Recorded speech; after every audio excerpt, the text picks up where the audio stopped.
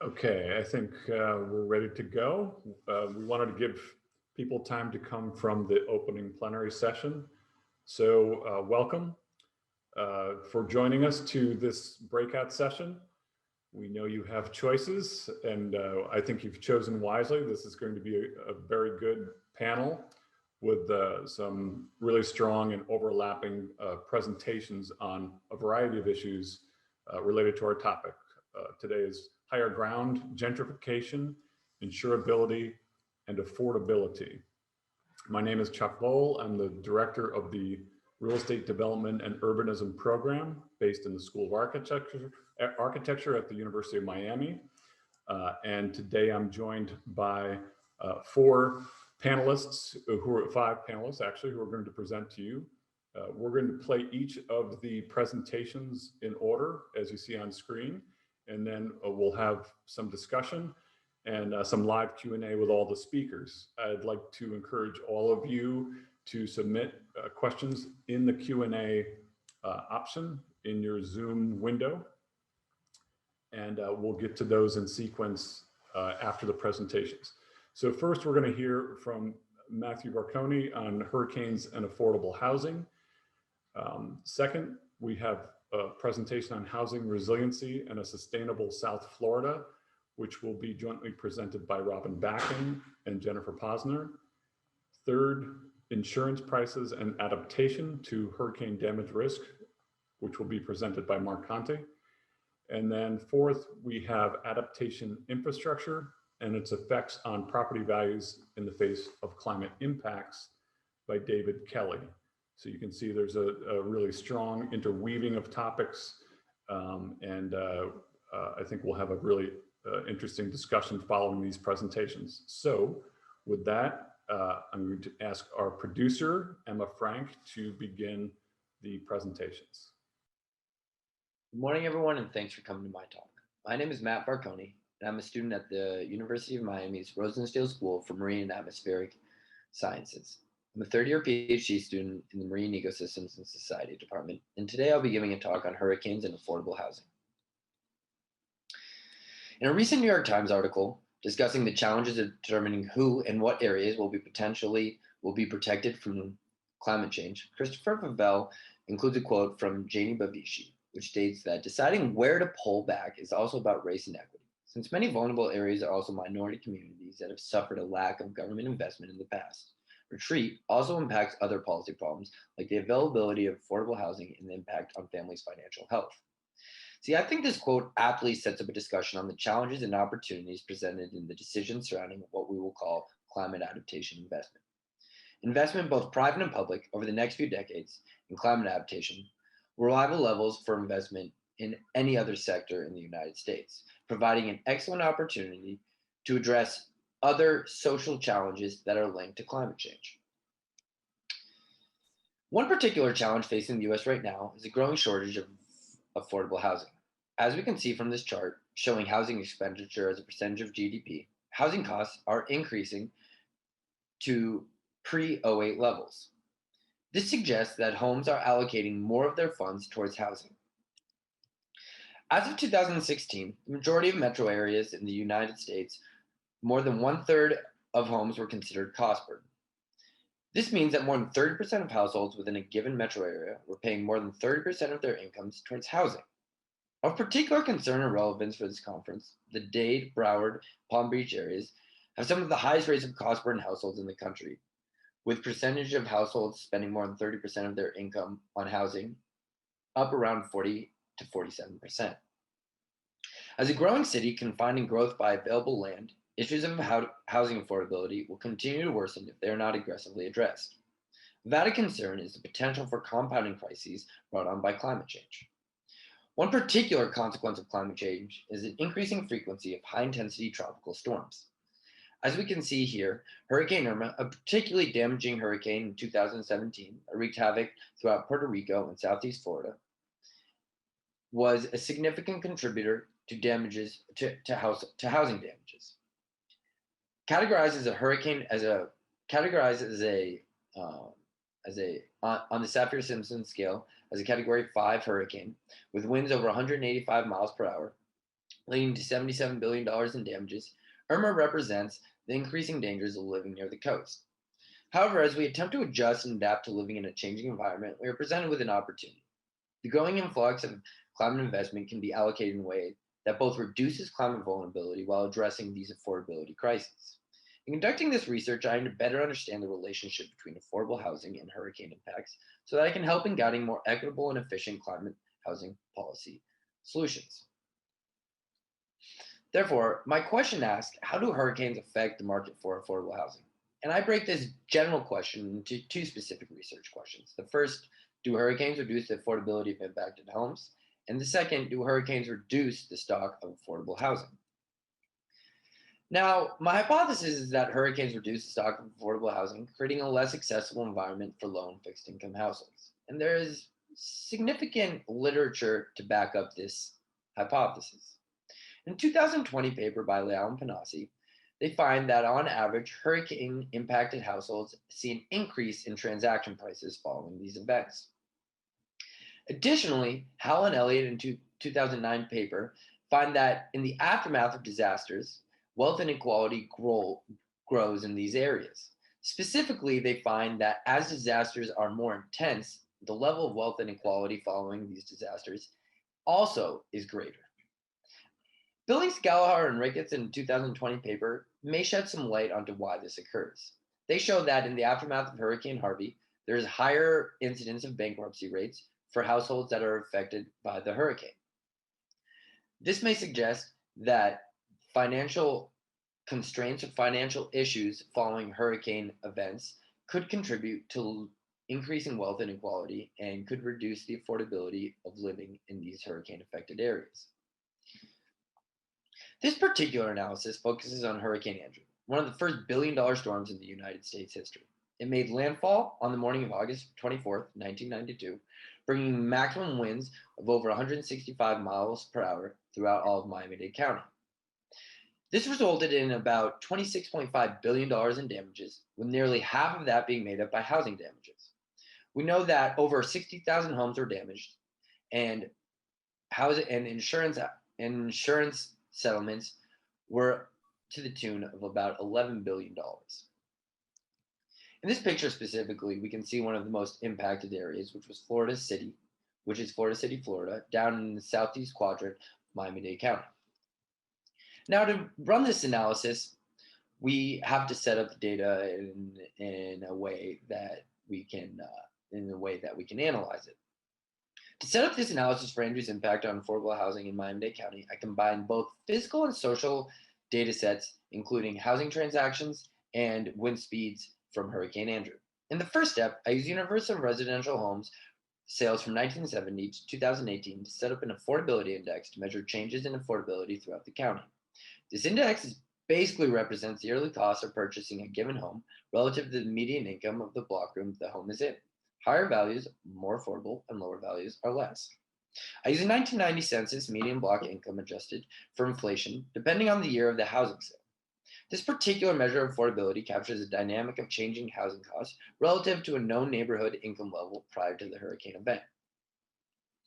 The next step identifies which homes are considered in the treatment group and which are the control. I make this distinction by overlaying the maximum wind field from Hurricane Andrew in Miami-Dade and assigning experienced wind speeds to individual homes based on their overlapping geographies. Homes experiencing maximum winds greater than 113 miles per hour are placed in the treatment group. This represents a lower limit for Category 3 hurricanes on the Saffir-Simpson scale. And based on existing literature, there is a significant increase in the level of damage from Category 2 to Category 3 and higher hurricanes, which is why we use this 113 mile per hour cutoff as our distinction of treatment. So the first set of analysis attempts to answer this question. Do hurricanes reduce the affordability of impacted homes? This question is analyzed through a difference in difference research design. The working model includes our estimate of interest, which is this post-92 and impacted interaction term. And this is basically what we're going to be focused on. Additionally, we include block group fixed effects, which control for unobservable characteristics that are unique to each block group. A number of control variables are also included that account for housing and location specific characteristics that we try to control for in this change in affordability. Finally, we have an error term that is clustered at the block group level. The evidence is consistent through a number of model designs and demonstrates that on average, homes impacted by Hurricane Andrew's winds experience reductions in affordability. This reduction of almost 32 points in the affordability index represents 19% of the average affordability index following Hurricane Andrew, which is a significant number when we're thinking about how households allocate money towards housing, especially if these housing costs increase, which would create a trade-off in other aspects of these households' consumption decisions. Based on this analysis, if hurricanes reduce the affordability of housing in impacted areas, households will be forced to devote larger portions of their income towards housing. Importantly, these reductions in affordability are viewed through the lens of median income households. This suggests that decreasing levels of affordability for middle-class households may have more accurate ramifications for households earning less than the median income. My next research question aims to identify how changes in the affordability index influence the number of affordable homes sold. So the second question asks, do hurricanes reduce the number of affordable home sales? In conducting this analysis, I need to use a new outcome variable and also change my model specification. To estimate the change in number of affordable homes sold, I use the change in changes model described by Athy and Emmons in their 2006 paper titled Identification and Inference in Nonlinear Difference in Difference Method. This model provides three main benefits not available in the typical difference in difference research design. The first, as provided by assumption 1, the outcome variable is represented as a discrete variable with a non-parametric functional form that depends only on time and unobserved characteristics. Importantly, this method allows for different distributional compositions between groups, basically stating that treatment groups and control groups do not need to be composed of the same number, or does not need to be composed of the same types of households or block groups that are being analyzed. Additionally, this method estimates the outcome distribution, allowing for analysis of quantile-specific effects. Basically, what this technique does is estimate a counterfactual distribution for which the observed treated outcomes can be compared against. This provides our estimates for the average treatment effect on the treated, as well as the quantile treatment effect on the treated. The first step of this analysis requires using the count of affordable homes sold per block group as my outcome variable. Affordable home sales are determined by my affordability index. I then aggregate the number of affordable homes sold in a given block group for a given year. Then I use three different specifications to determine which block groups are considered impacted by Hurricane Andrew. This is done by calculating the percentage of homes within a block group that are exposed to hurricane winds over 113 miles per hour. I assume that treated groups can be identified as those with more than 50%, 75%, or 90% of homes experiencing winds over category 3 distinctions. Then I split the population of outcomes into 4 separate subgroups. These groups are the pre-Andrew non-impacted groups, post-Andrew non-impacted groups, and the pre-Andrew impacted groups, and the post-Andrew impacted groups. We are interested in identifying how many affordable home sales would have occurred in these block groups had these treated block groups not been impacted by Hurricane Andrew.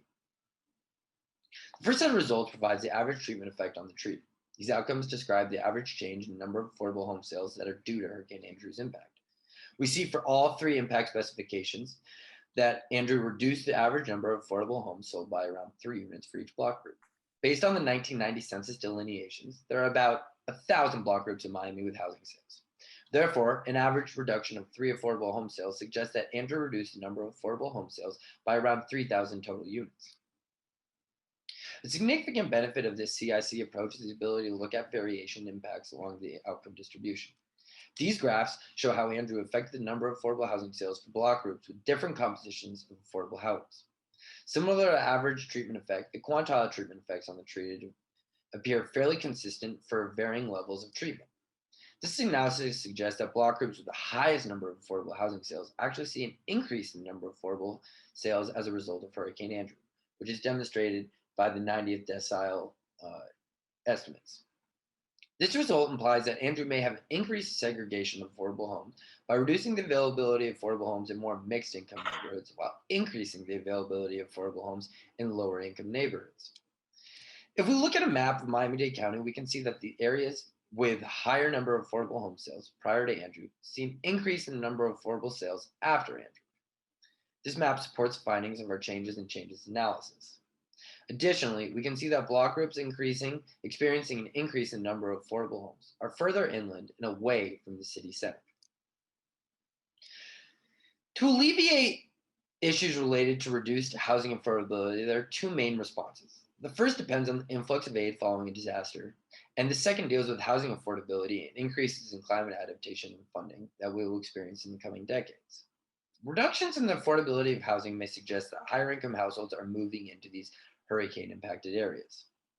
This can be due to the fact that hurricanes provide a signal for houses that are resilient to damages and thus can obtain a premium on their value.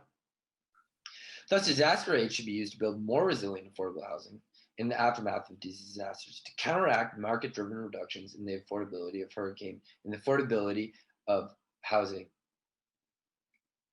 Additionally, maintaining an adequate supply of affordable housing in the absence of hurricane events can alleviate potential affordability issues that arise following a hurricane. As climate adaptation investment increases, it is important to allocate these funds in a way that increases and promotes pre-disaster equity. If we focus on creating more resilient households prior to hurricanes, then we may see a improved outcome for households that are considered affordable following disasters. This may have implications for reduced disaster aid in the future if houses that are built prior to these disasters are more resilient to these hurricanes. They may not need as much aid in the following these hurricane events. It is important to consider that these hurricanes have distributional effects throughout the whole impacted regions. This analysis tries to give a better idea of these distributional effects by focusing on the outcomes for affordable housing in these hurricane impacted areas. Thanks. Thank you, Recorded Matt. That was very good. And we're going to keep moving through the presentations. And next up, we have Robin and Jen, I believe, coming up next. Good morning. My name is Robin Bachin, and I'm the Assistant Provost for Civic and Community Engagement and the Charlton W. Thibault Associate Professor of History at the University of Miami. I'm pleased to be with you today alongside my colleague Jen Posner to discuss our work around housing resiliency in Miami.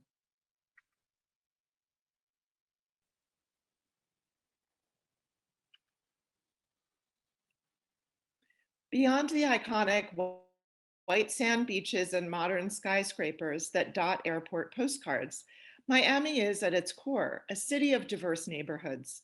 While some residents enjoy a sun-soaked view from $1 million oceanfront veranda, the day-to-day reality for the majority of Miami residents is starkly different.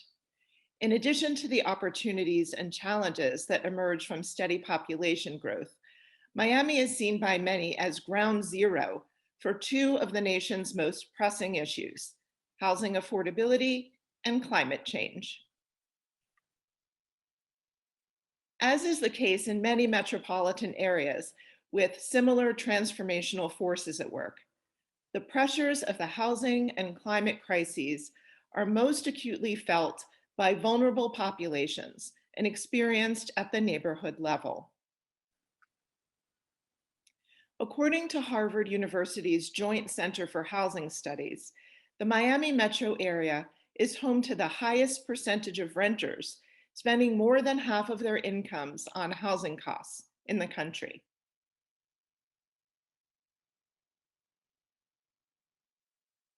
Compounding this vulnerability is the city's unique location in a coastal zone, which brings ever-increasing climate risks. Miami-Dade County's recently released sea level rise strategy notes that Miami's sea levels have risen 9 inches since 1930. The latest projections from the Southeast Florida Regional Climate Change Compact anticipate an additional 2 feet of sea level rise by 2060. And according to a 2020 report from the think tank Resources for the Future, Miami is poised to become the most vulnerable major coastal city in the world in the next 20 years, owing to the perfect storm of climate change impacts and billions of dollars worth of significant coastal assets. As Miami is home to the highest percentage of affordable housing units in the floodplain in the state of Florida, the problem statement becomes very clear. What can Miami do to protect against the inevitable burdens of sea level rise and flooding on its most vulnerable residents? While resources have been committed to studying climate conditions and creating policies designed to increase affordability at a national scale, the University of Miami's Office of Civic and Community Engagement, or CCE, saw a need to equip residents and decision makers with more localized awareness about equitable neighborhood adaptation and mitigation. The 2-year Housing Resiliency and a Sustainable South Florida project was funded by JPMorgan Chase and emerged from growing interest among scholars, practitioners, policymakers, and neighborhood organizations to embark on a study of the impacts of sea level rise on vulnerable communities. Our project team included Landolph Road Barbarigos from the College of Engineering, Karen Bolter, a climate resilience planner with Arcadis Engineering, software engineers from UM's Institute for Data Science and Computing, or IDISC, and the South Florida Community Development Coalition, or SFCDC. The tools and recommendations stemming from this effort were developed over a 2-year period in close consultation with local municipal leaders and community-based organizations to offer local communities, policymakers, and affordable housing professionals tools to embed consideration of climate risk into future planning for affordable housing development and preservation. So I will now turn it over to my colleague, Jen Posner, who will speak about project components and methodologies. Jen? Thank you, Robin. Building upon the suite of data-rich mapping and planning tools in CCE's Miami Housing Solutions Lab, we were well positioned to augment our affordable housing resources to address sea level rise risk. Throughout the development of this project, we were fortunate to include leading thinkers on climate, resiliency, and community equity as part of our advisory stakeholder group.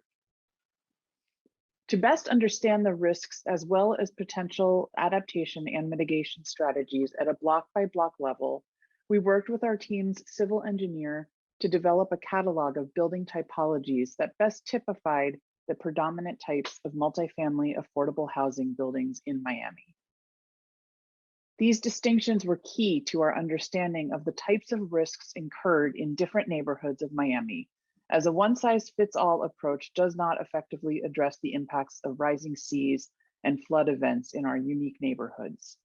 These building categories informed a collection of potential adaptation strategies bolstered by a benefit and cost analysis to inform conversations about the financial implications of preparedness.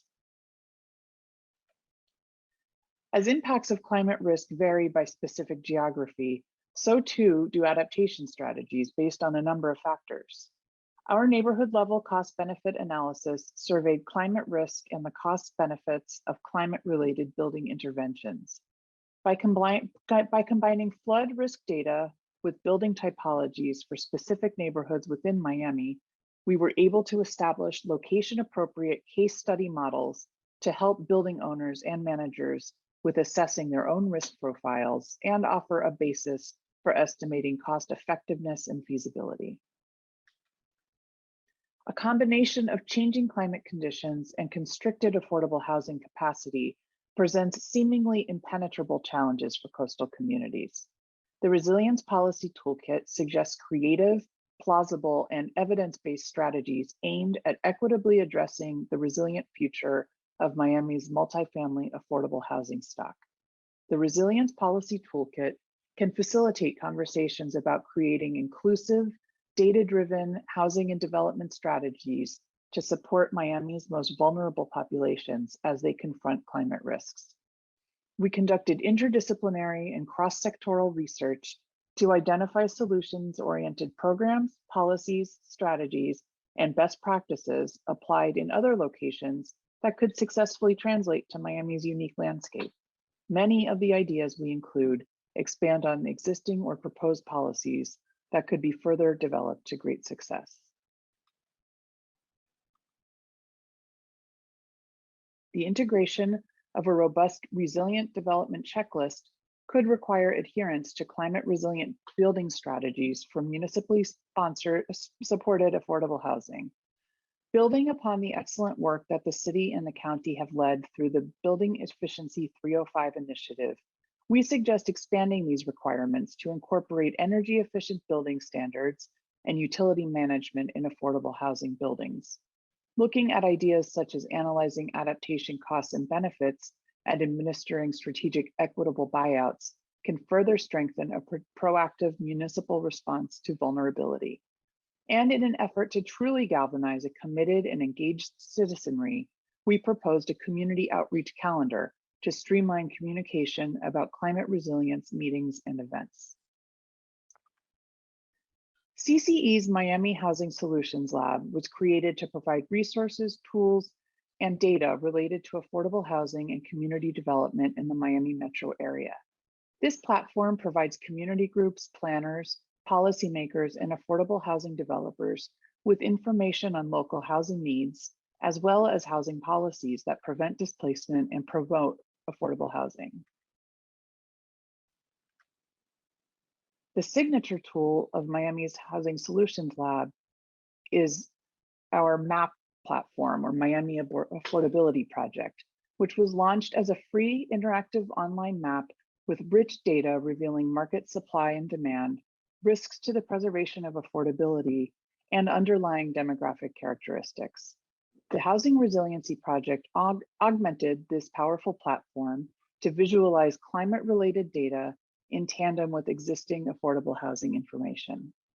The expansion of MAP to visualize elevation, flood, projected storm surge, and sea level rise related indicators in concert with our existing affordability and equity indicators offers, to our knowledge, the first analytical tool that looks at affordable housing and sea level rise in tandem to provide a more comprehensive perspective on the challenges facing Miami.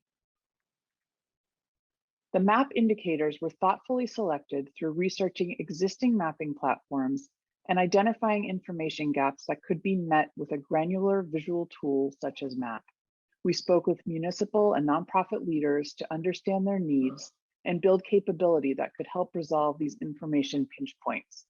We worked with experts in the Rosenstiel School and other departments at to ensure that the data that we included in the tool was reputable, reliable, accurate, and visually meaningful when layered with our over 250 demographic and affordability data layers. Community engagement is the centerpiece to the successful deployment of any research tools and reports that our office produces. Working with the SFCDC, we convened a community meeting to solicit feedback on the contents and utility of the tools that we were developing for this project. We launched this work in December 2020 with a successful virtual gathering with opening remarks provided by Mayor Levine Cava, Miami-Dade Chief Resiliency Officer Jim Murley, and the Public Housing and Community Development Director, Michael Liu. All of the items that were developed through this process were carefully designed to maximize ease of use for a wide range of visitors, from neighborhood residents to municipal leaders. The MAP tool was overhauled with our partners at iDisk to create a more intuitive, responsive mapping platform. We used the ArcGIS StoryMap platform as a way to guide both climate experts and those just embarking on such work to easily navigate through our findings. As a testament to the deeply collaborative process through which we developed the Housing Resiliency and a Sustainable South Florida work, we were thrilled to receive a 2-year grant to continue this work. In response to issues that we felt necessitated further exploration, the Climate and Equity Mapping Platform, CAMP, will focus on the impacts of extreme heat on Miami's affordable housing and suggest innovative communication strategies for other regions, hoping to kick off similar efforts exploring climate vulnerability in their own communities. Thank you, Robin and Jen. And I will comment that it's not easy to do a recorded presentation, and I think both of these have been really well done and very clearly presented. So we're going to move on to our third presentation. I'll be giving a brief overview of ongoing work with Dave Kelly from the University of Miami. This image is meant to remind us of the potential damages associated with hurricanes and tropical cyclones. And remind is an important word because these events happen relatively rarely. And so they're not at the forefront of our minds when we're making decisions in several different markets. This picture is from the same part of Pensacola, the Grand Lagoon region. It's from a realtor's website advertising one of these properties for sale. And here we see a trade-off and maybe a difficult decision for homeowners where the amenities of coastal living are quite obvious and are salient from a day-to-day basis, but the risks of damages from hurricanes may be less at the fore of people's minds when making these decisions. And in fact, there's some recent research that has shown it is difficult to estimate risk exposure from natural disasters. So this is shown by results where the beliefs about exposure change dramatically in the wake of events. And that's relatively surprising because we have a pretty long history with these natural disasters in different areas. And what this suggests is that households are not well able to estimate their exposure to extreme storms. With this information in mind, we might be concerned that the benefits and costs of different market activities are not being weighed appropriately, suggesting that we have to get accurate prices on disaster insurance to help make these risks more salient to economic agents during their decision-making process. And along those lines, the efficient response to natural disaster, knowing whether or when to slow development in at-risk areas, also is going to critically depend on these price signals. So what we're looking at in this work is we're trying to answer the following question: are the relevant markets sending appropriate signals of risk to potential homeowners and developers? The way we're going to approach our answer to this question is, first, and this is not something I'll go into today, but we develop models of homeowner and insurer behavior to help generate testable hypotheses about how prices for this disaster insurance should respond to storm events of different magnitudes. And what we see, the predictions from these models, is that it is possible for prices to vary dramatically in response to significant storm events. And this is due to the characteristics of the distribution of storm damages that I'll come back and talk a little bit about later in the presentation. So we're going to consider this problem in Florida in the mid-2000s and see how prices of relevant insurance policies varied in response to the storms from the 2004 and 2005 seasons. Before going into the data directly, just a reminder about the context of Florida insurance markets. In the state, property insurance policies are required to offer coverage for damages due to hurricanes. And so these policies are offered by private insurers, as well as a state-run insurance firm, Citizens, that was created in 2002 in response to the catastrophic damages of Hurricane Andrew in 1992. Which was responsible for bankruptcies of several large insurers in the state. In addition to these property insurance policies that offer hurricane coverage, there are also wind-only policies that are offered by both private insurers and Citizens. And we have access to quarterly insurer-level data that we're going to use to explore how prices change in response to the damages from these two storm seasons. So the storms that affected the state during our study period are listed in this table. We have 4 storms in each of the 2 years. You'll see in the third column that the damages measured in 2020 US dollars here ranged dramatically from a low of just below $3 billion to a high of over $100 billion. So orders of magnitude separate those two events, which is another characteristic that makes it difficult for homeowners and insurers to think about the risk of damages from these storms. I'll just point out that Katrina, the lion's share of the damages here are due to the impacts the storm had in Louisiana.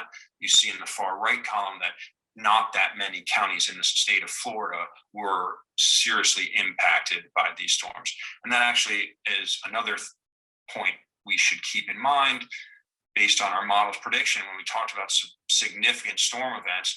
The storms in 2004 are more impactful than the 2005 storms. So our models would predict bigger price changes in the wake of the 2004 events than 2005.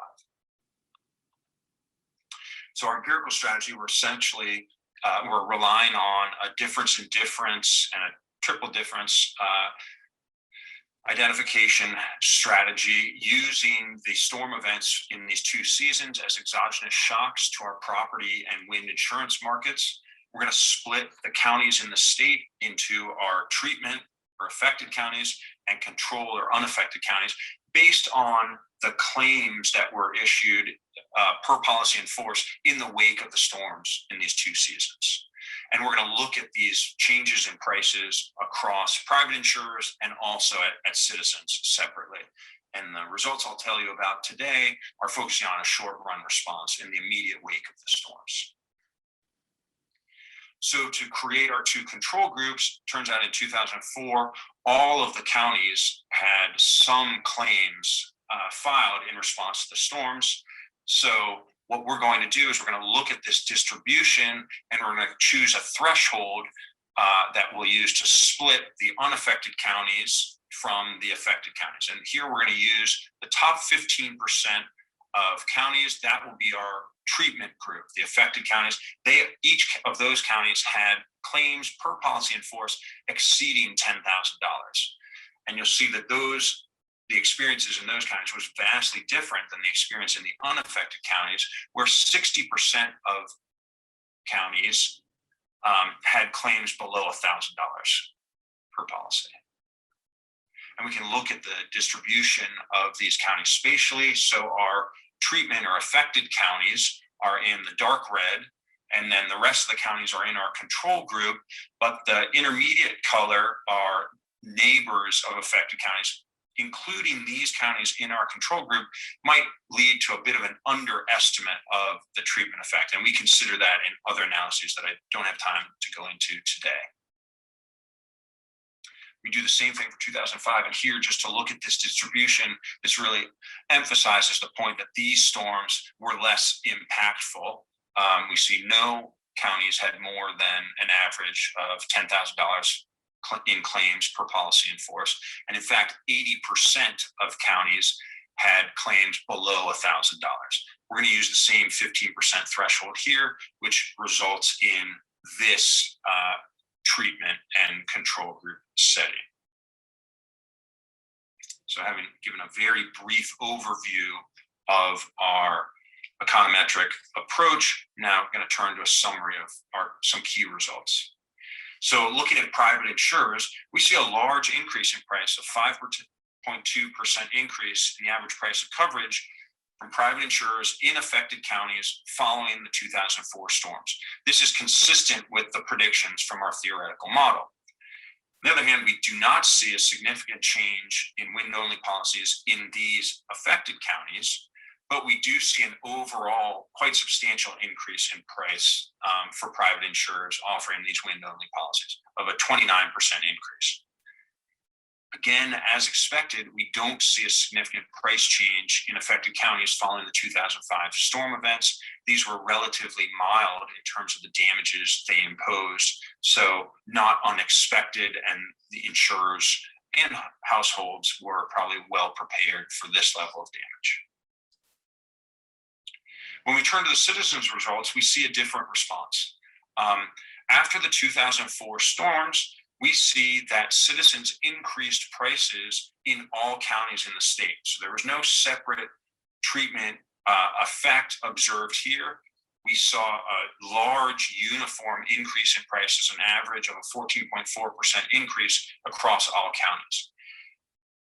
This response is consistent with some political motivation, which you could imagine telling the story of citizens effectively subsidizing property owners in high-risk counties by increasing prices on properties in low-risk counties.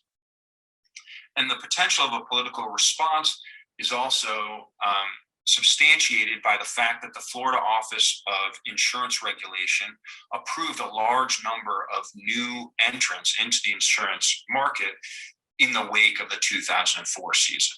So with this information in mind, we're going to come back and we're going to look at heterogeneous responses by private firms based on whether they were existing in the market, meaning that they offered coverage prior in the state prior to January 2004, or if they came in after January 2004. So here we have a pre and post grouping.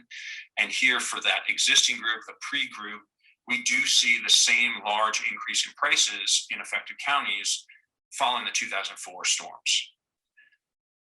On the other hand, for the entering firms, we see no significant increase in prices. And to understand the mechanism, we turn to the 2005 storms where we'd expect to see no change. That's what we see for the existing firms. However, those entering firms had substantial increases in their prices. And this result, the result that they didn't increase prices in response to the 2004 events, but they did have a substantial increase after those events in response to the 2005 events, is consistent with the idea that we had an entry by a number of smaller, less well-capitalized firms in this market, suggesting that they may have been offering coverage at relatively low prices that wouldn't send adequate signals about the intensity of risk from these hurricanes. So with that brief introduction, let me just summarize what we see. We see that it's possible that insurance prices may not reflect the true risk faced by these properties. And this is concerning because adaptation requires a sound understanding of risk levels. And the reason this may be difficult in the context of hurricanes is that these events and substantial catastrophic disaster events are relatively rare. So their impacts are not going to be salient when agents are making decisions in these markets. It's also due to the fact that, which we go into in our models, that damages are drawn from a fat-tailed distribution. And here, this term, without going into too much detail, just means that it's very difficult to learn about extreme events from these distributions because the probability of really bad tail events decays much more slowly than it would if it was drawn from a normal distribution. What that means is that experience with a 1 in 100 year storm, so those damages may be nowhere near be very bad predictors of damages from a 1 in 200 year event.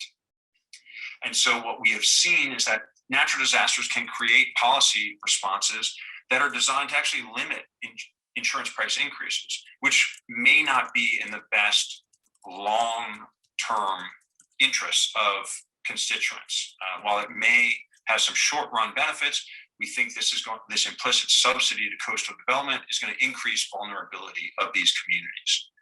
And so then with these results, thinking about potential changes to this damage distribution may be affected by climate change can cause large welfare losses relative to certainty because insurance is priced based on volatile beliefs. And now at the last minute, I will just say that our study was conducted at this point now quite some time ago, and we may think that maybe we've responded more soundly. Maybe we're getting these prices right, but there has been recent coverage of this issue. This story was updated on March 22nd in the New York Times, recounting how Senator Chuck Schumer has objected to the planned increase in flood insurance policies associated with the National Flood Insurance Program, because this increase would mean steeper rates for some high-value homes of his constituents on Long Island, including the Hamptons. And there's actually another example of how getting incorrect signals of risk through insurance prices can affect adaptive capacity with Miami-Dade's recent announcement of their sea level rise strategy, which is motivated by building new structures on platforms or raised above the ground, and also raising roadways. And that strategy was adopted as opposed to one of coastal retreat.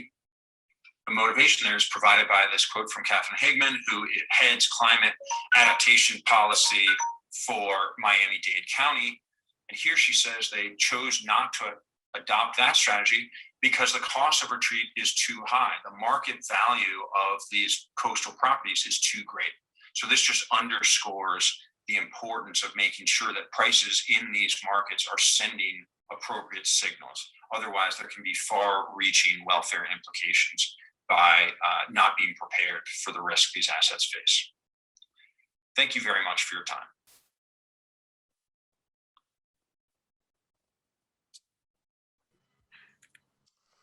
And thank you, Marc, for that presentation. Now we've raised the stakes, and there's the whole political dimension of insurance and affordability and hazards. Next up, we're going to hear David Kelly's presentation. That'll be the fourth and final one in the recordings, and then we'll start our discussion. I sent a reminder, you can post your questions to the Q&A tab at the bottom of your Zoom screen.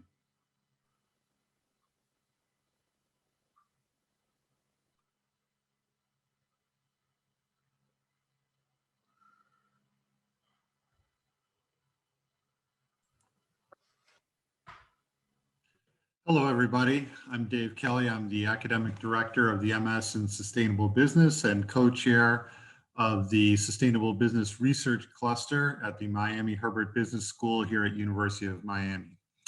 I'm going to talk today about coastal fortifications and property values. This work is co-authored with Renato Molina at the Rosenstiel School of Atmospheric Sciences here also at the University of Miami.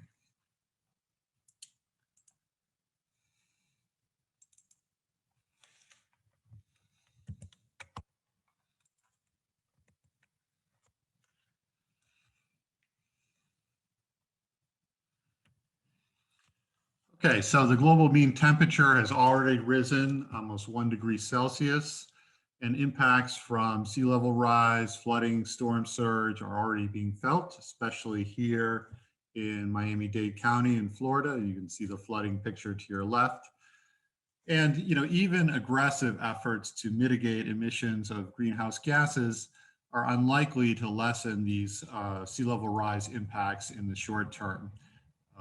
Climate change is a very slow moving phenomena, and to turn the ship around is going to take many years of sustained reductions in greenhouse gas emissions. And therefore, cities, researchers, counties, businesses are all looking at adaptation to climate change as a way to lessen climate impacts until climate change can be reduced. Now, adaptation is especially attractive against sea level rise. For example, the fourth national assessment, which came out last year, says that we can reduce property damage from sea level rise by 90%, almost $1 trillion, if we perfectly know how the climate changes and adapt optimally.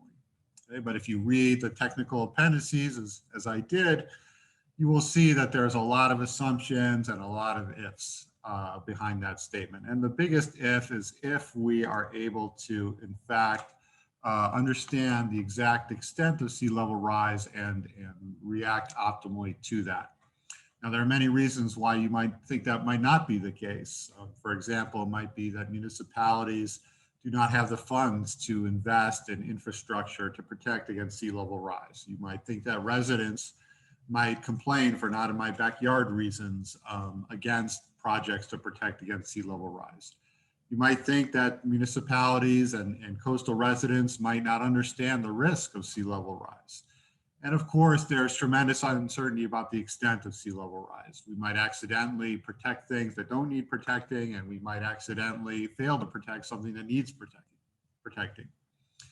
Okay, so the overall research question that we're trying to answer here is, how does adaptation work in practice? How good of a job can we do? If we do it optimally, we can do a great job, but how close to optimally can we get? Okay, so what we're going to do in this particular piece of research is empirically estimate the effect of adaptation infrastructure investments, things like seawalls, but also small things like pumping stations, better drainage and the like, on property values in Miami-Dade County, Florida. Now, if in fact infrastructure is being optimally placed in vulnerable areas, then we should see, after those projects are completed, property values rise. We should see the value of the infrastructure capitalized in the property values.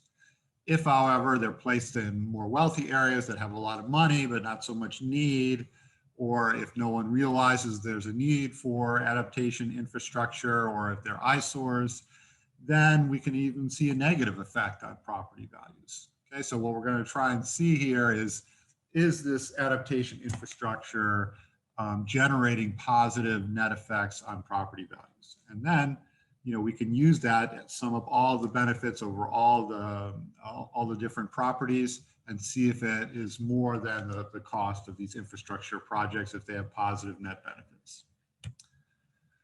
Okay, so there's several reasons why this work is an advance over the previous literature. And the most main reason is we're going to do some causal inference via what's known as a diff and diff estimation. I'll get into that in a minute.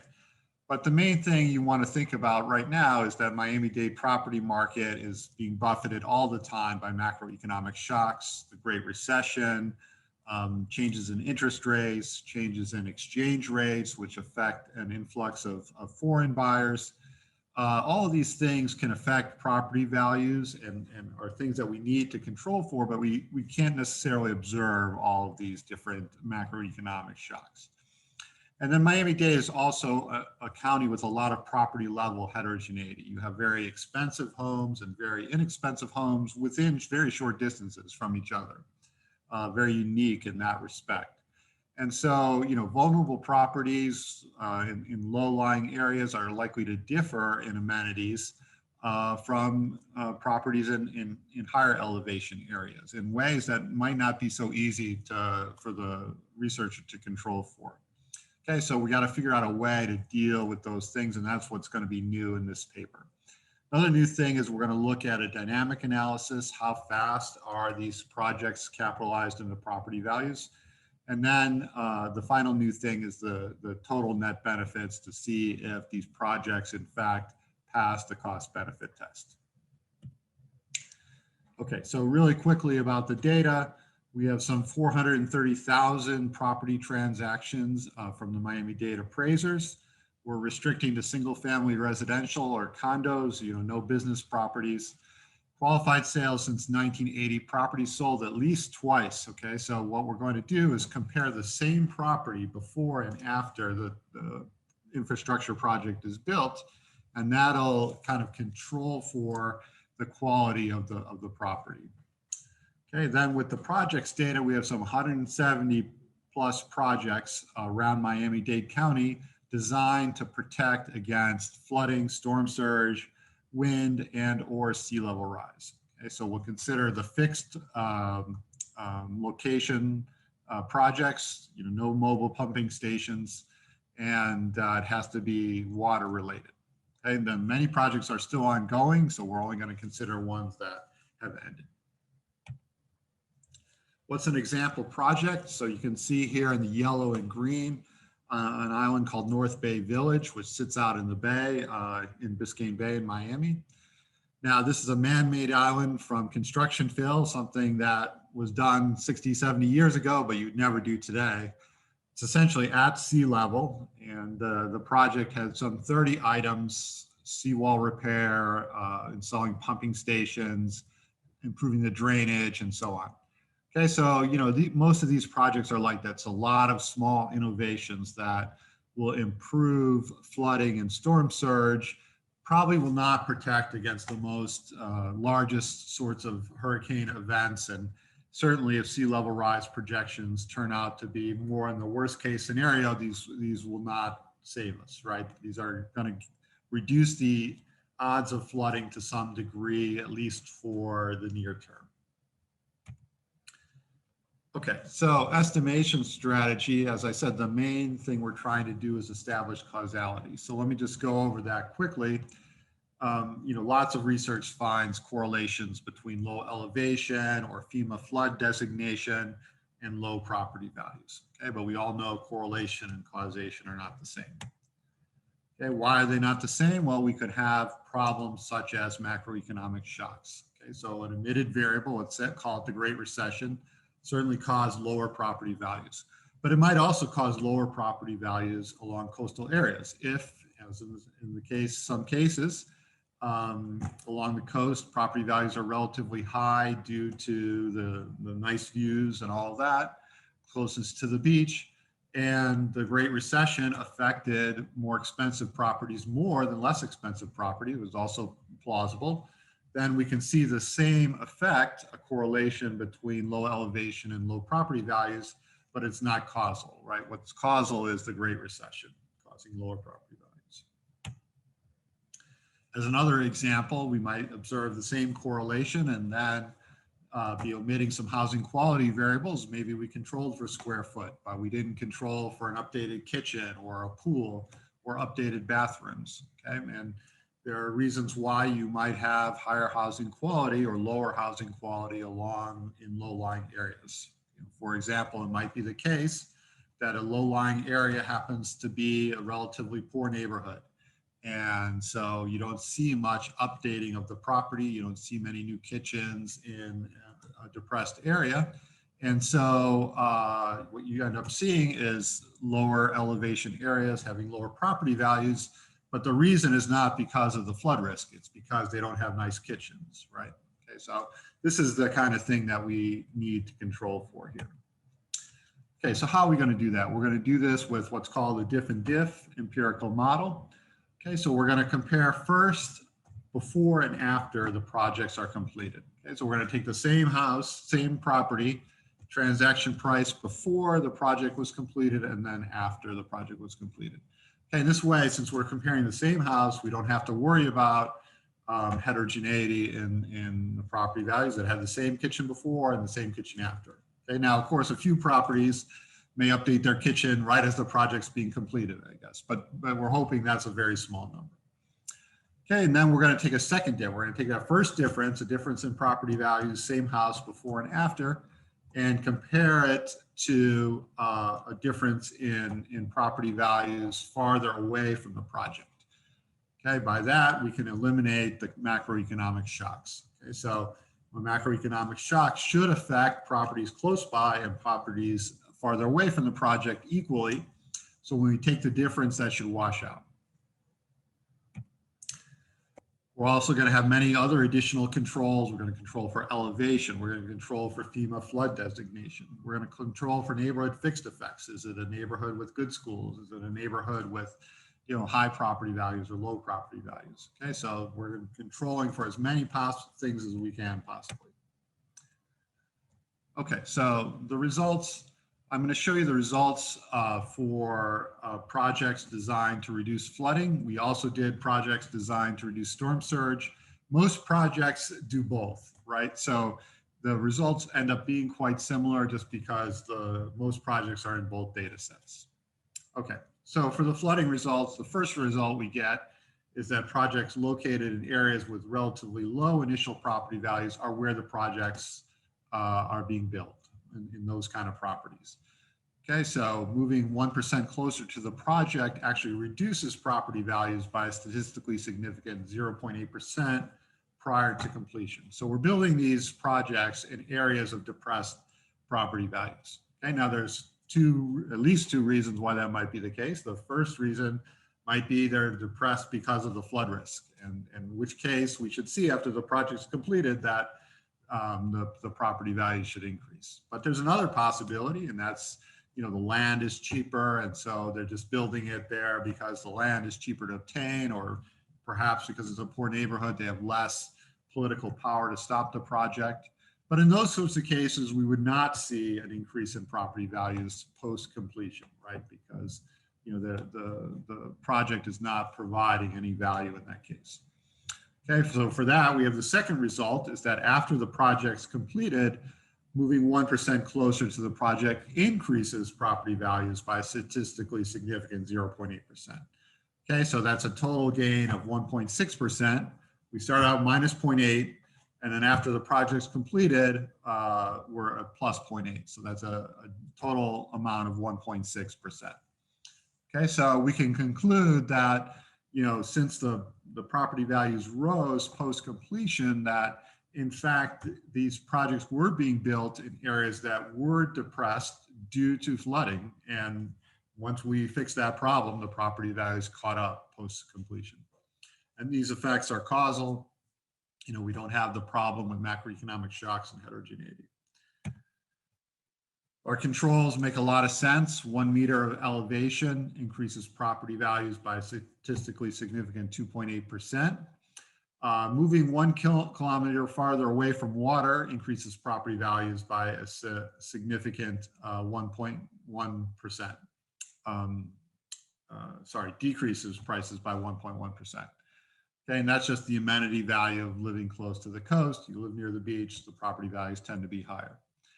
The FEMA flood designation is not significant. That's actually consistent with some of the literature also. The FEMA flood maps are very old, and many people think they don't really reflect flood risk all that well. Our condo fixed effect is negative and significant. Condo supply is much more elastic. The land is basically all built out. So if you're not going to see additional single family homes built when the property values start to go up, but you will see additional condos built. Okay, now the dynamic part of it. First, it's going to be clear that most of the results are for properties within 200 meters of the project. So you can see the upper left panel here, which shows that prior to completion, we normalize the completion year to 0. We see very little action. And that's once we've controlled for everything, there shouldn't be anything happening before the project is completed. And that's what we see here, basically a bunch of zeros. And then once the project is completed, we see the increase in property values. It takes maybe 5 to 7 years for the property values to, fully go up by maybe 0.8%. Okay, so, it's a dynamic process that takes some time. It takes maybe 5 to 7 years, but we do see these property values go up. Now, there's a lot of noise in this data here, and what that really reflects is that some of our data set starts to drop out once we get beyond 5-6 years.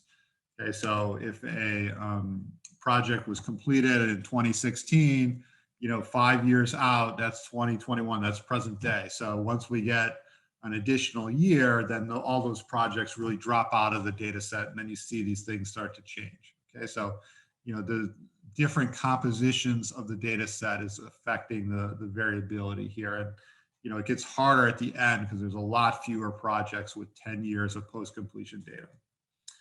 Okay, so then you see basically very similar effects for storm surge projects. As I mentioned, most projects affect both.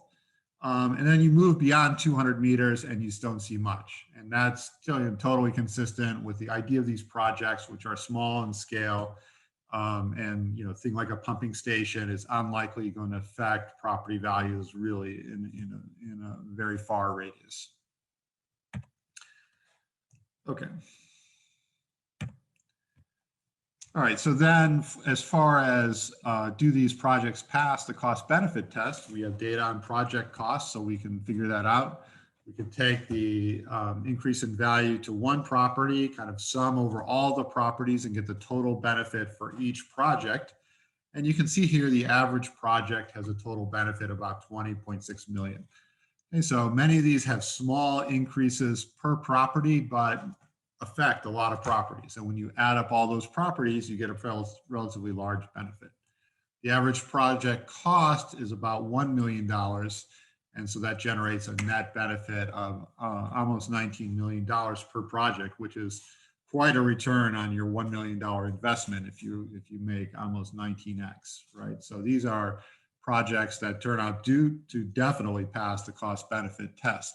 And in fact, 145 out of 158 projects had positive net benefits. Only 13 did not pass the cost benefit test. So the county is doing a very good job, it appears, of placing these projects in vulnerable areas and where the most benefits can be obtained. And then the total benefit for all 170 plus projects is about $3 billion. Okay, so to conclude, we've used the stiff and diff framework to try and get at the causal effect of adaptation infrastructure on property values. The infrastructure projects are in fact causing property values to go up. That means that people are in fact aware of the risks of climate change, sea level rise, and flooding, and they're taking that into account when they decide what properties to buy. And if they see it's protected, at least in the near term, from climate change, it's going to sell at a higher property value. The benefits are very clustered within 200 meters of the project. Within those 200 meters, a 1% increase in distance from the project has a 0.8% higher sale price before and a 0.8 lower sale price after. So about a 1.6% gain for properties near the project versus properties farther away. Now the total net benefit is about $3 billion, which we can contrast with the fourth national assessment at the beginning, which estimated a total of $900 billion of savings if we did everything optimally. Okay, now we're only Miami-Dade County. The national assessment is for the whole US, so we would certainly expect a much smaller number here. But I think it also reflects to some degree that we're not going to place these projects at perfectly optimal places, but even with that, we're able to do a pretty good job in terms of how many of the projects had positive net benefits, 145 out of 158. Okay, well, thank you all, and I look forward to your questions in the Q&A session. Thank you. All right, great. Everyone did a really good job of recording your presentations. As I said earlier, that's not an easy thing to do. I know I look at myself and I say, first of all, I don't think I really look like that, but I definitely don't sound like that when I listen to my own recorded presentation. So you're probably thinking the same thing, but you did a good job. You sounded great. We've got a couple of very good questions, and I'll watch the time carefully. We've got about almost 20 minutes, and we could go in any number of directions, but I'll keep it broad to start with, and then we'll get to the specific questions in a few minutes. So just to kind of a quick recap, I guess, from my presentation, we heard from Matthew on the impact of storm events. Hurricanes, could be tropical storms, wind, storm surge, on the availability of affordable housing using Hurricane Andrew. We heard from Marc on the impact of storm events on insurance pricing, on consumers and insurers using the 2004-2005 hurricanes. So we've got a couple of different cycles of storms looked at here, and also bringing in the political context of policymaking in the public sector investment, which is relative to all of these topics. On Robin Bachin and Jen Posner's presentation, mapping the vulnerability of affordable housing in relation to climate risk, which also can clearly provide a basis for policymaking, and lots of different applications of that information. So squarely focused on affordable housing in relation to these overlapping issues. And then David brings us around to addressing the attempts to address some of the problems with the adaptation of infrastructure and the effects on property values and what the cost benefit of those is. So I think it's a great kind of cross section of issues, overlapping issues that we're looking at here. So the dilemma of South Florida, right? We're here in South Florida, a state largely defined by the migration of people, and lots of people attracted to our climate, low taxes, amenities, but above all, coastal living and coastal activities. So we have the issues of human nature, individuals who want to live and work in these places, as well as tourism, So that just captured almost, probably the majority of Florida's economy. Nature, our storm events, seasonal flooding, and longer term sea level rise. The public and political environment. So this is more the collective human nature, public support and political will to enact policy changes and market mechanisms such as insurance and special tax districts to help mitigate these challenges. And then affordability, squarely a focus on affordability, the cost, the location and availability of affordable housing. So that's a challenging cross-section of issues. And I think maybe one place to start, we talked some about in our pre-session, was housing cost increases and preserving affordability, because there's a cost related to insurance, there's a cost related to if we regulate more in coastal areas and the cost of development. There are cost implications of population increases, and there's cost implications of the loss of affordable housing due to storm events. So I'm going to toss that to the panel as maybe one overriding issue that connects to all of your presentations. Who would like to jump in?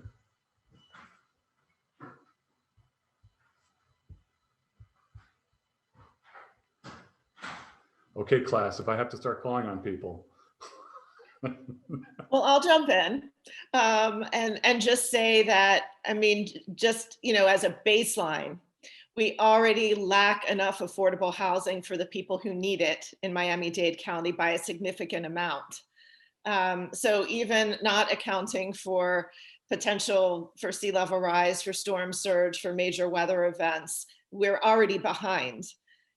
So having not only private market insurance, but also public policy interventions that, as Marc suggested, need to be preemptive in order to anticipate the impact of some of these conditions is something we need to address now, right? It's the reason for having this symposium. It's the reason why, the county and Jim Murley are looking at a lot of these issues. We're looking at other places for solutions, but really we need to be putting in place solutions right now because we're already behind. And the threat that multiple presentations are highlighting in your mapping is that there's not only a threat of a storm impacting the availability of affordable housing, there's affordable housing now in the path of potential storm surges. Marc, how about from an insurance perspective in terms of, I would say, a market mechanism for trying to correct or trying to guide us away from being so vulnerable in the future? Well, I think this is what I tried to touch on, referencing the New York Times article, which I think may have been a different one that Matt referred to by the same author, Christopher Flavelle, but there's a political challenge here, especially in the wake of COVID. There's a really great incentive for municipalities to maintain their property values, right? They're dependent on those taxes to help provide services. And so if they are thinking about that with maybe more attention now, you may have politicians who intervene in the way Chuck Schumer has to prevent what we think would be beneficial of moving these prices toward actuarially fair levels, which would reflect risk and I think make the risks of these intermittent, hard to describe, hard to predict events, make them more salient, and so that people would be more able to account for that risk in their everyday lives. So there's a great tension here. And we heard about in Dave's presentations, going back to some of these ideas about if you put these projects into low income places and property values include, is the implication then that we're going to price out those residents eventually because you've made the locations more desirable. So not much of a question, not much of an answer, just more questions here. I was just about to chime in on exactly that point is, yes, there is, as Robin pointed out, there's this problem of, okay, if there's flooding damaging homes in vulnerable areas, you run the risk by not protecting them of wiping them out and losing affordable housing. But you also have the opposite problem in that if you protect them, you make them more attractive, property values go up, and so does rental prices. And that can hurt those people looking for affordable housing and actually reduce the supply of affordable housing. We're actually working on a project now related to that to see how much big of an effect that is, which is really why I think that you have to combine the protection with other policies to increase the supply of affordable housing. I think there was a comment going in on the Q&A related to this, things that allow more density in housing, things that allow smaller apartments to be built which are more affordable. Those are the sort of regulations that you can combine with coastal protection in order to make sure that you're not just protecting an area and causing it to become unaffordable. You're actually increasing the supply of affordable housing at the same time. There are also tax credit policies that are in place even now that give developers tax credits for affordable housing. But so those are the kind of things I think have to be done in conjunction with sea level rise protection. And one of the strategies highlighted in Jim Murley's presentation was in fact greater density along transit corridors where affordable housing can be effectively located for a number of reasons, right? Access to workplace and other things. And the challenge on the other side of that is moving out of vulnerable areas. So, I mean, my research back in my doctoral days goes all the way back to the Mississippi floods and relocation of some communities out of that floodplain, which, I mean, it takes federal money. It's painful for the community, for the residents, but it may be the only option in some cases. Matt, I'm interested. So you were looking at down in the Homestead area and the impact of Andrew on the devastation caused there and what happened in terms of affordable housing supply afterward. Can you speak to that a little more in relation to kind of these bigger policy and cost issues, maybe? Yeah. So I think one of the big issues after Andrew was it wiped out, I think, the air base down in the Homestead area, which had an impact on like labor supply. So inevitably that impacted the ability of lower income individuals to pay for housing. But in general, we saw kind of a general increase in the cost of housing and in most areas, but then there were certain areas that became more segregated with lower income households. And I think that's something that we may have to kind of look for in the future, is that these major disasters could act as kind of a gentrifying force in the areas that they impact. And figuring out ways to kind of respond to that is, I think, one of the major policy issues that we need to focus on. Particularly, I think creating resilient, affordable housing prior to these disasters can set the households up better to respond on their own without the aid of federal funds or state funds. And that may put them in a better area or situation to respond to these fluctuations in the housing market following these disasters. And Jen, from the MAP project, you've been so intricately involved in that. Are there things that just jumped out at you as you kind of looked at specific geographic areas, vulnerability, opportunities that came out of that?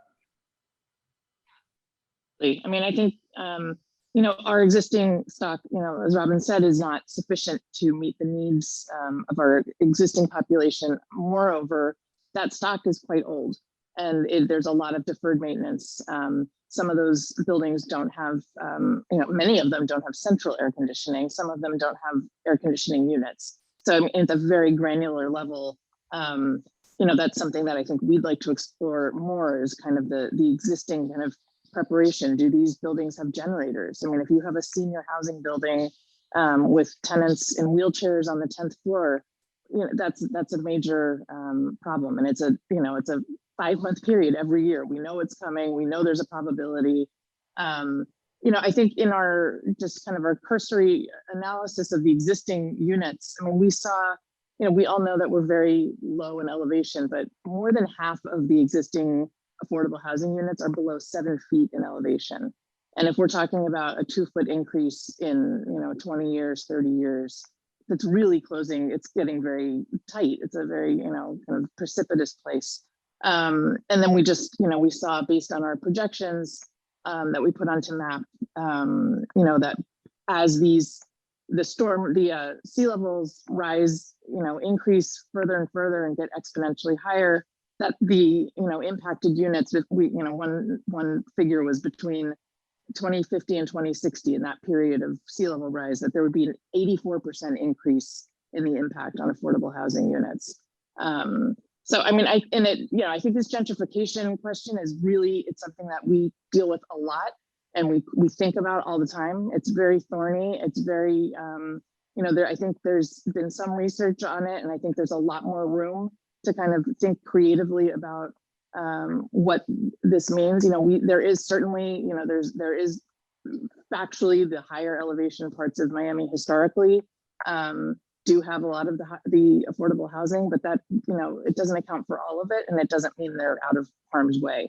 So I think MAP, you know, from our perspective, as a kind of just a you know, baseline advocacy tool, and just, you know, kind of putting a lens on a kind of quick snapshot of what areas are most at risk. Beyond that, it also shows, I mean, you know, the previous information on MAP before sea level rise, which is still there, is it also shows areas of cost burden by census tract, for example. And it shows areas in the western part of the county and the southern part of the county that are very, you know, have a very high cost burden and have basically no affordable housing. So it shows also opportunities for, you know, for new affordable housing developments. And just to pick up on that and the gentrification question, I mean, there are a series of strategies that have been used elsewhere across the country that could be implemented to help preserve and build more affordable housing in our toolkit, our policy toolkit. We look at strategies for, as you know, as our presentation showed, adaptation mitigation for existing properties, right? Wet proofing, dry proofing. Matt worked with us on helping to develop some of these policy solutions. Also looking at elevating the first floor, right? Looking at moving like electrical and air conditioning systems beyond the first floor, elevating those, right? So making existing properties for affordable housing less vulnerable. The Department of Public Housing and Community Development at the county is also looking at ways through their rental assistance demonstration programs where they're partnering with private developers to do rehabilitation of existing affordable housing to build in some of these resilience features. Also looking at the Building Efficiency 305 that Jim Murley talked about this morning, you know, all of those checklists about energy efficiency, water efficiency, building them into affordable housing, but then thinking strategically about just how we generate more affordable housing, right? Whether it's through inclusionary zoning, whether it's through incentives for developers, linkage fees, et cetera. There are a whole host of strategies beyond rent control that enable you to preserve and develop more affordable housing. Great. So our session producer, Emma, is giving me the 2-minute warning. So I'll try to kind of bring us around here. In the Q&A, thank you, panelists. You've been doing a great job answering questions that have been posted by the audience. So that saves some time as well. I'm super encouraged by Dave's research on the cost benefit analysis of the incremental infrastructure improvements. I think that's super important to build support and show the effectiveness of those types of investments. You hear of the critiques of, oh my gosh, now my ground floor is like the basement of where the infrastructure is raised. But we brought the author of a book on Seattle's transformation called something about basement, ground floors will be basements or something. Seattle was completely raised, right, at one time because of their environmental dilemma. And I think we're facing that gradually over time with our infrastructure to adapt. I'm also struck by the impact of the storms at different times. So, Robin, as our esteemed historian, we chatted a little bit about the 1920s hurricanes, which, that's what stopped development and the increase in property values and everything, not the depression. My fear is that could happen again. But more recently, it gives me hope because Andrew was the event that triggered the complete update and renewed enforcement of the Miami-Dade building code, which became really a super high standard that was eventually adopted by the state in like 2002 or so. So it speaks to the challenge on all of these issues of raising public awareness and building political will. And I wonder if you have my panel has any parting thoughts on those twin challenges.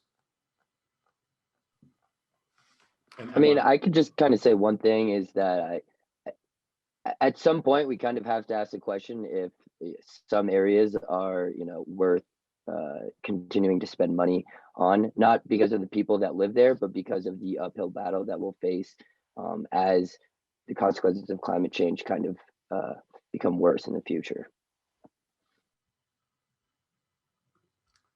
And any other thoughts on that challenge? Yeah, I would just add that, a lot of what's being done now and the progress that's being made is relatively short term. And for, the kind of flooding we're seeing right now and the kind of storm surges we're seeing right now. And, if you look 50 years out, there's probably still a lot of work that needs to be done that hasn't even been started yet. So while I'm encouraged also by the progress that's been made so far, there's a lot remaining to do in the long term. And Marc, I was struck by your presentation because while you would think it's just an insurance industry issue, we price this right, people will behave rationally, and it'll take care of itself. But we know the political context of that, the creation of things like Citizens, right, in Florida, is not that easy. Yeah, I think there's two things there. One, it's the well-meaning politicians looking out for their constituents in the short term that lead to these unintended consequences. On the other hand, I don't think we should understate the fact that it's very difficult to price policies right, given the nature of these storms. It's, as I briefly mentioned, the fat tail damages, it's hard to learn from our prior experiences with tail events.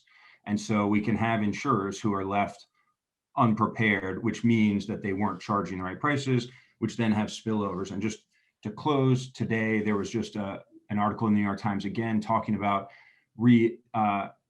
focusing on these debt for nature swaps. Essentially, a lot of the developing nations where there's still lots of ecosystem services being provided, maybe we could motivate them to invest in climate mitigation improvements and forgive their debt.